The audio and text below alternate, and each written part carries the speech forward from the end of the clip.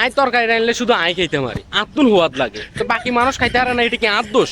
আয় কিচ্ছি হ্যাঁ, আয় তরকারি রানলে হয়তো একখানা অলিভ বেশি দেবো না একখানা মরিচের গুঁড়া দুগে বেশি দেবো, তো এটা কি আর দোষ? মরিচের গুঁড়া দুগে বেশি হলে একখানা হেড জ্বলে আর কি, তো এটা কি আর দোষ? আনের হেডে সহ্য হয় না, আর লবণ হয়তো একটু বেশি দেবে, এটা কি আর দোষ? তরকারিতে আমি সুন্দর মতো রাঁধি, সুন্দর মতো হয়তো জোল কিনে একটু হুয়াই যায় আর কি, নইলে হয়তো আলু কিন সিদ্ধ ঠিক মতো না, এটা কি আর দোষ? তারপরেও তো রাঁধতে পারি হারি নে, কত কষ্ট করি তরকারি রাঁধে আলু কাটি, তারপর কিন্তু আলুর মধ্যে একটু চামড়া থাই যায়, আলুর চামড়া থাকলে কিন্তু ভিটামিন, আলুর দাম বেশি, সমস্যা নেই। আর হ্যাজ কাটলে হ্যাজের গোয়ার কিন্তু হ্যাজ চাইয়েন থাই যায় রে, তো হ্যাজ চাইয়েন থাকলে সমস্যা কি? হ্যাজের দাম বেশি না, আজ তো সঞ্চয় করি, আজ তো সঞ্চয় করি রাঁধি, তো এটা কি আর দোষ?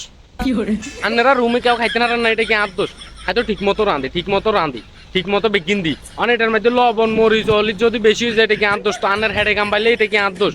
আর তো কিছু না, তো হুয়াত করি খাই, আর তো হুয়াত লাগে সেই স্বাদ, আই রানলেই স্বাদ হয়, আপনারা খাইতে না রান্না আই রান্না, তো এটা কি আর দোষ?